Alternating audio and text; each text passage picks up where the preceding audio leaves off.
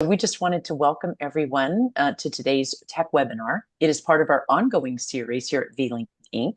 My name is Tracy Gardner, and I'm the Global Marketing Director at VLink, and I'm thrilled you could join us. Today's topic affects every business, no matter what your size or industry: future-ready tech and cybersecurity, how cyber regulations and CMMC compliance drive competitive advantage. Cybersecurity regulations are tightening, from SEC disclosure rules to the Cybersecurity Maturity Model Certification, and we call that CMMC for short, and that's what you'll be hearing throughout this webinar. Businesses everywhere are facing significant cyber risks, and the cost of non-compliance is higher than ever. But here's the big idea for today. What if compliance wasn't just a cost center? What if it actually gave your business an edge? That's what we'll explore in the next 30 minutes. And we're lucky to be joined by two experts. Anna Mumford is a certified CMMC, CCP, CCA expert and cybersecurity consultant. That's a lot of letters at Concept Inc. And John Patine, certified CMMC practitioner and experienced IT security professional. Both bring over 15 years of experience helping organizations navigate compliance, security resilience, and technology implementation. Anna, John, thank you so much for joining us today. Thank you for having us. Tracy. It's a pleasure. It's a pleasure to be here. Likewise. So let's get started. And don't forget, we want those of you who are watching us live to put your questions in the chat so we can get to those as they come in. To set the stage, many people assume CMMC only matters to defense contractors because that's normally what we attach those letters to. But in reality, it's pointing to where broader regulations are headed. So if you're in finance, healthcare, manufacturing, or really any sector that handles sensitive data, you can't afford to tune this out. Anna, let's get started with you. Why should industries outside the defense industry be paying close attention to CMMC right now? That is a great question, Tracy. So CMMC is the first industry-wide federal government effort of this scale to create an industry-specific comprehensive cybersecurity regulatory program. And it has been a long process with implementing that program. The DoD transformed what was originally a voluntary NIST guidance in 2016-2017 into a full cybersecurity compliance enforcement through mandatory contractual requirement across a massive, the defense industrial base supply chain. So by doing that, they tied procurement dollar to a sector-wide cybersecurity enforcement. And therefore, effective November 10th of this year, just in a few weeks, the CMMC rule will start being added to Department of Defense contracts, making the cybersecurity compliance a condition of contract award, where the prescribed compliance is fully verifiable through a self-assessment that requires companies' official attestation. And maybe later on, actually starting next year about this time, a third-party assessment certification. So guess what? Other federal agencies and regulators have been watching and paying attention throughout the whole process. And they are taking the lessons learned from CMMC program as a proof of concept for how the federal government can make cybersecurity compliance enforceable. And so in January, just this year, the Federal Acquisition Regulation Council proposed CUI rule. CUI is the Control Unclassified Information. It would require the protection of government CUI data across all of the federal government departments. They're going to be looking to make the NIST Special Publication 800-171 Revision 3, which is for protecting CUI in non-federal systems, a requirement for all federal contracts. They're looking to implement a CMMC-like or CMMC-style oversight and compliance verification, whether it is maybe initially self-reporting, maybe a government added, and then with time perhaps going into a certification. And those would be a prerequisite for government contract award. And those will impact the company's eligibility to bid for federal contract. With time, those requirements would affect all industries and their supply chain that either contract or have some type of agreements with any department of the federal government. And as with CMMC, there is a requirement for compliance flow down to subcontractors if the CUI information is shared with the subcontractors. And that could be a similar approach with other federal departments. Yeah, it's interesting, and we're going to be hearing more about this. John, I want to bring you in real quick. What are some of the most common misconceptions businesses have about compliance frameworks like the CMMC framework? I think that a lot of people feel that compliance is a one-time thing. CMMC, as we know, stands for Cybersecurity Maturity Model, which the key word is maturity. So it means continuous improvement, increasingly becoming more secure over time, building on your foundation. Another thing is a lot of people feel that once they check the box, that compliance equals security, and that's not a guarantee. It's a good start, but again, you have to keep continually improving on everything to get to where you need to be, because the bad guys are also changing their tactics. You got to keep improving with them. Absolutely. We want to say if you have any questions, please put them in the chat, and we'll get to those as they come in. Anna, let's go back to you real quick. In your work with organizations, you work with a lot of manufacturing companies. I mean, I know you work with other industries as well. What are some of the biggest gaps between what companies think they're doing for compliance and what's actually required? I'm sure there's a huge gap there. There is, and I can name countless examples of that happening, but there is the belief that cybersecurity is an IT information technology project, or it's just the IT thing. But security is really all about managing the risk to your organization. So CMMC implementation really truly impacts the whole organization. Yes, there is information security, information system security part of it, but also it involves physical security, involves personnel security, changes in business processes, new policies, company-wide training, operational technology security, also ongoing required activities, just like John just mentioned. There is ongoing risk assessment, risk management, having the ability to be able to respond to any security incidents internally that may happen within your organization. So as I work with organizations, especially with a lot of ISO professionals, it is very much like ISO implementation. It is heavy on documentation and procedures, and it will impact every aspect, every department of your organization. And it just, as John just was talking about, it does take time, takes a lot of resources. Most of all, leadership, we need to make sure that the leadership understands and support what needs to happen. They all row in the same directions to effectively implement such changes throughout the whole organization, all of the departments. Yeah. And John, real quick, how do you explain to leadership teams, like Anna said, that compliance can actually fuel, not stifle innovation? Well, I think compliance can build trust with your customers and partners. Getting a certification like CMMC shows that you're pretty serious about IT security and protecting data. It could be your data, it could be the government's data, it could be your customers' data. And I think, if the Department of Defense or, trusts that, we're going to protect their data, I think you could feel safe that we're going to protect yours just as well, Yeah, right.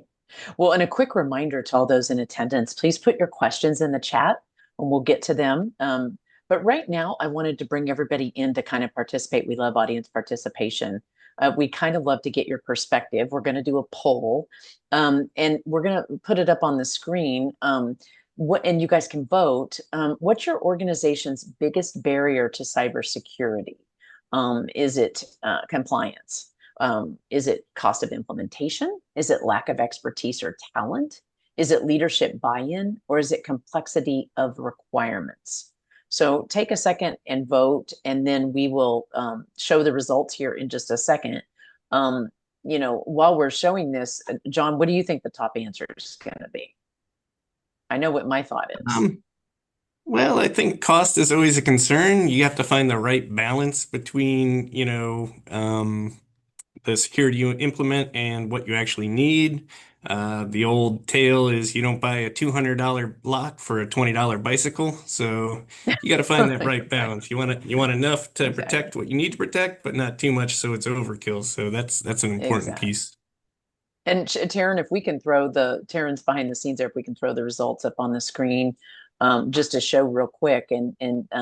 So, oh wow, cost of implementation was not the top answer. So 67% said lack of expertise or talent, and then followed by complexity of requirements. What do you guys think? Just give us your thoughts, Anna and John, on the answers there.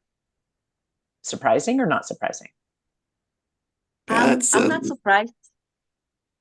I You're would not think that surprised? leadership buy-in would be also part of that. It would be a little bit higher, but definitely I do see the complexity of requirements that is a constant discussion and complaint from organizations, especially small, medium manufacturers. There is a depth and a breadth to each of the requirement, and it requires somebody that has the expertise and cybersecurity background to Yeah, be able to for sure.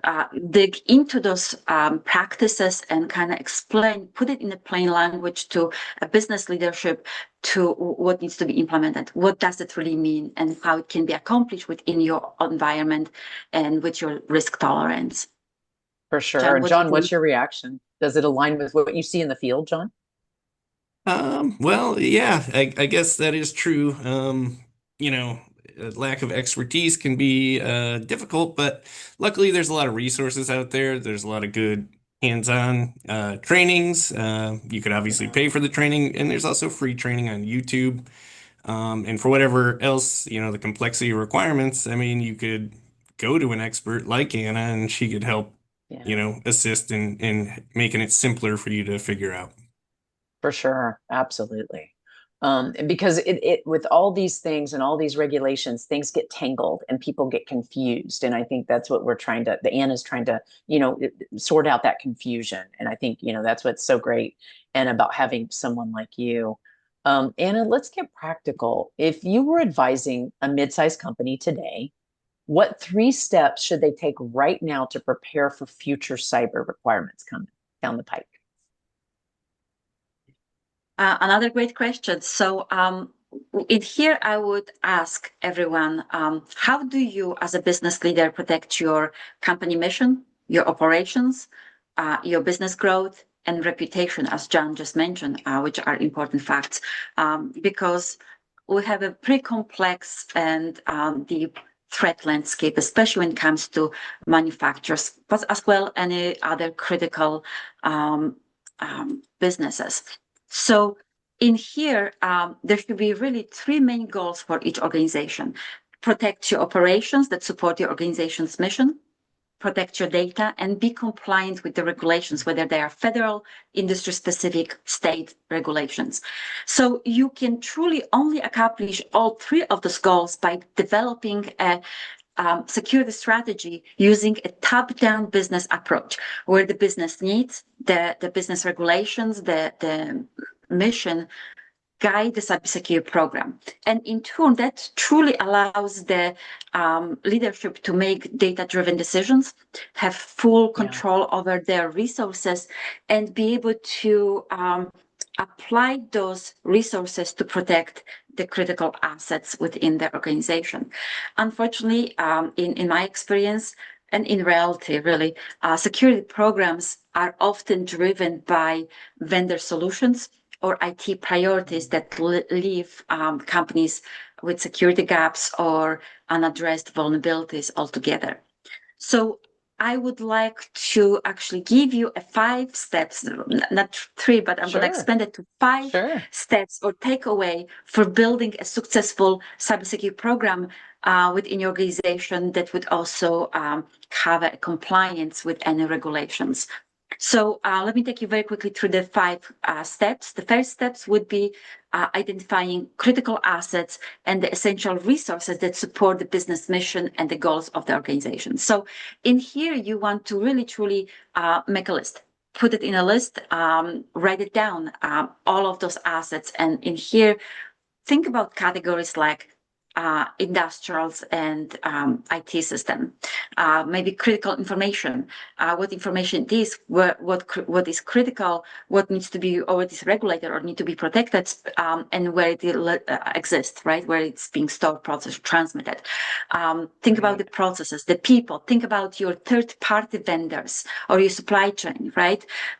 Then once you have that list, prioritize those assets based on the impact that those assets would have on your organizations if they were to be compromised. Okay.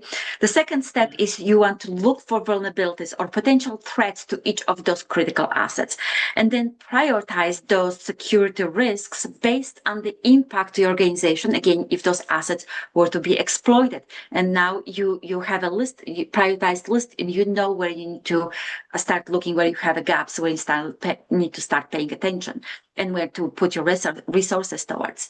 The step 3 is to determine your company's security profile. And what I mean by that is there are some things that you need to consider when you're looking about creating cybersecurity program. Yes, look for any federal or industry-specific regulations that you need to comply with. Look about the data, think about the data sensitivity and criticality, your risk tolerance, but also determine if high confidentiality or integrity or availability is a priority to your organization because of the nature of your business. Step 4 is to implement security practices to remedy or protect those vulnerabilities and protect your assets. So in here, you probably want to look at some established framework. And again, because of the CMMC and the upcoming or predicted government requirements, I would start with the NIST Special Publication 800-171 Revision 3 framework. Start in there. This framework is designed to have confidentiality at a medium priority, but also then look at other frameworks to supplement. I would suggest the NIST 853 framework, which is a catalog of all controls, and then choose and pick those controls that will remedy or protect your critical assets. And then finally, step 5 is to establish governance or oversight over your cybersecurity program.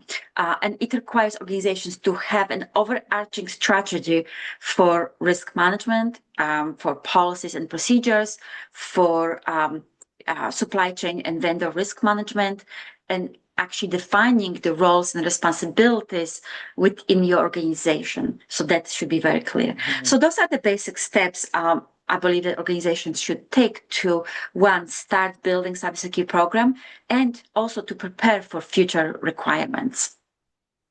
And I wanted to ask real quick, I imagine enforcement is probably pretty difficult because of the complexity of everything. It's like you said, you got to get the right people in the right roles so that they understand, and you've got to have good understanding. Otherwise, enforcement might become an issue.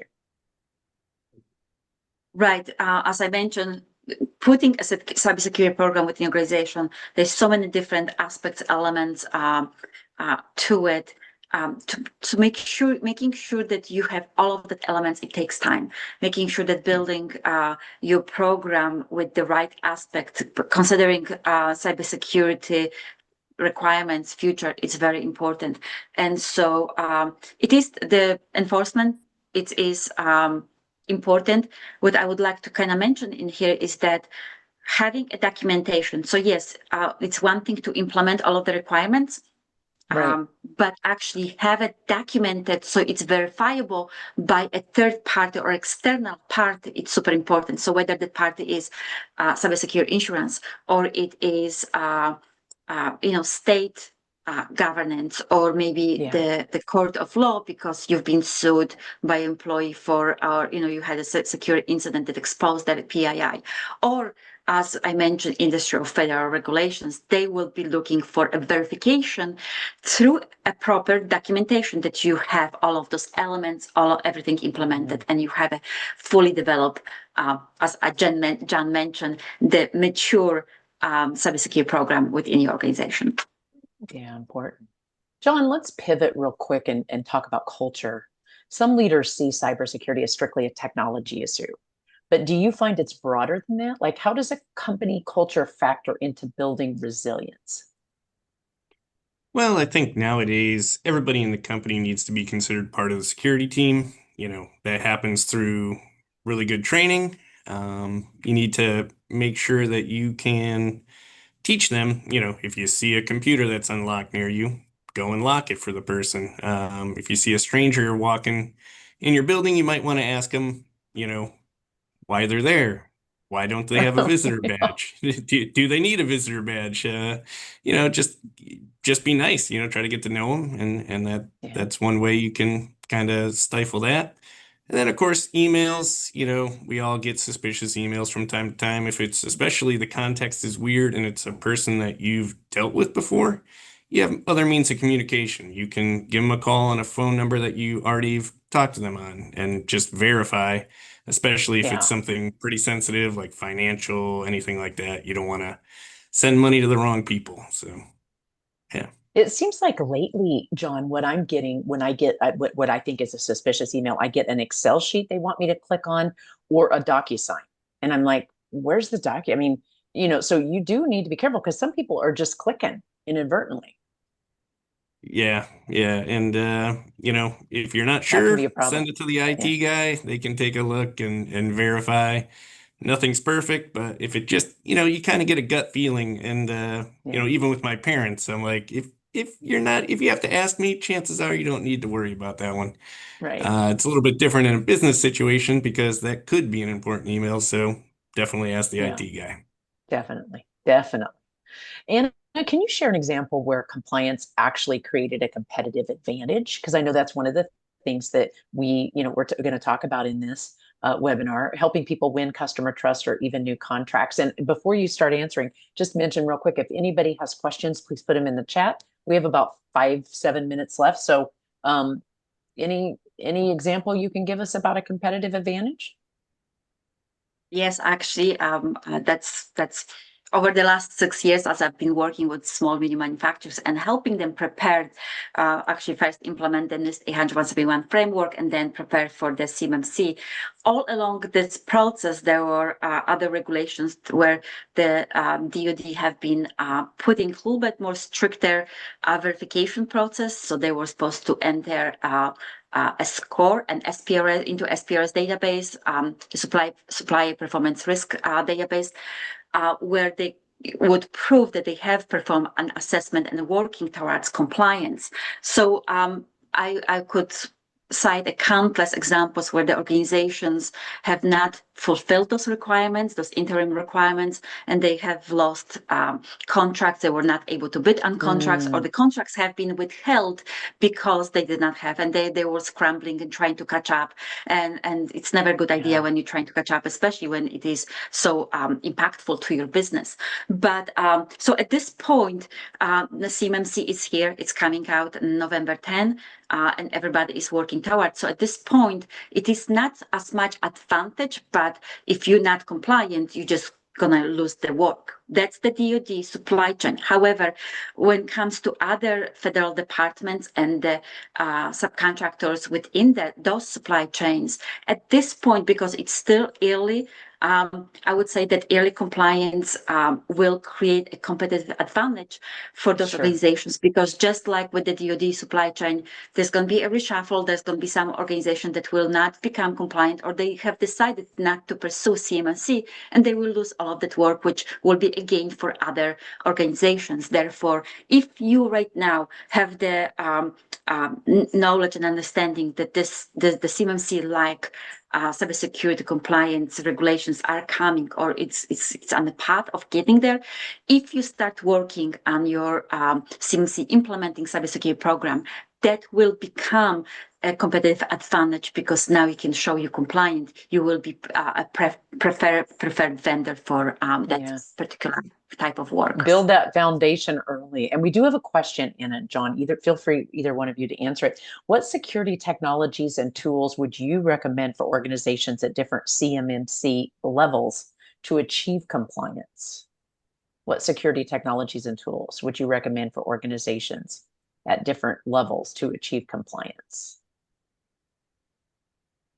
Well, there's a lot of controls, so I mean, you're going to need, at the very least, obviously a robust antivirus solution, Mhm. uh, firewalls, and there's something called a security incident and event manager that correlates data from, your antivirus, from your firewall, from your network, Active Directory, all that together, and combines it into a way that you could, react to what's happening in your environment to give you a better picture of what's going on. And well, it's not specifically required, I don't think. It's a huge step forward in Yeah. cybersecurity for most companies. And Joan, what are the risks for organizations that decide to wait? Oh, I'm sorry, Anna. Were you going to add to that? I'm sorry. I can Yeah, ask John's I would question. add that if we have time, Okay, just kind of sure, keep in mind sure. that when it comes to the cybersecurity frameworks, those practices are the goals which you need to accomplish. But how you're going to get there, it really varies from organization to organization. So always look for the best tool for your risk that you're trying to for your risk tolerance. But also keep in mind that cybersecurity is again not about IT. There are other aspects. Sometimes you do not need a tool. Sometimes putting a sign or locking the door, it's what's necessary. Sorry. Okay. And we have a couple minutes left, but we do have another question. What strategies can we use to limit the scope of our CMMC assessment to only those systems and processes that handle sensitive data?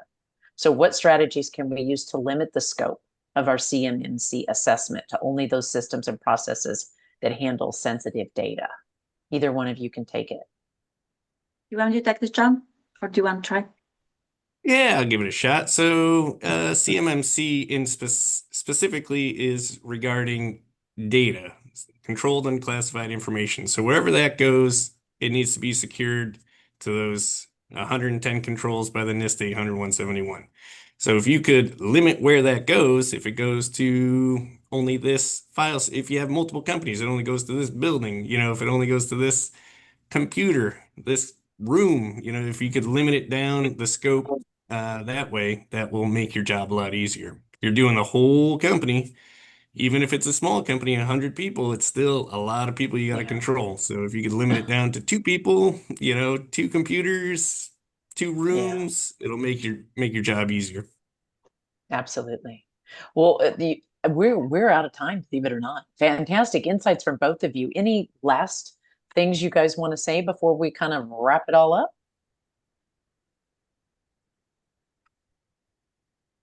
John, I would Anna? say just make sure you're doing something cybersecurity wise because it's important. Okay, Again, good. keep in Anna? mind cybersecurity it's about managing the risks and just kind of look forward and it's an ongoing activities. So just make sure that you continually develop that throughout the organization. Absolutely. And then just, to wrap it up, kind of a summary of the key takeaways from today's discussion. Compliance isn't just about defense contractors, it's where regulations across industries are headed, as Anna and John both talked about. And second, frameworks like CMMC aren't just red tape. They can build trust, resilience, and even open doors to new opportunities. Build that frameworks, or, build your foundation early. And third, the best time to prepare is before regulations force your hand. Proactive organizations will be more resilient and more competitive. So those are the key kind of thoughts that we talked about. And I want to thank you guys, Anna Mumford and John Patine, for sharing your insight, your thought leadership, your expertise today. It was great hearing from you guys. Really appreciate it. Thank you. Thank you very much for having us. And thank you to all of you for joining us. John and Anna's contact information is on the screen. If you have any follow-up questions, you can contact them. And if you'd like to revisit any part of today's discussion, don't worry, we'll send the recording to everyone who registered. And we're also going to put a calendar link in the chat right now. So I'm going to have Taryn do that. And if you would like to talk to Vanille about your cybersecurity projects, we're an implementation partner. VLink, we would be happy to help. You can schedule an appointment right there on the calendar link, and it will be in there. And if it's not, we can't get it in there in time before we close it out here, we will certainly send it to you so you can email us for it if you need it. We'll also hope you'll join us for future sessions in our tech webinar series. Until then, stay secure, stay innovative, and have a great rest of your Wednesday. Thank you, everybody.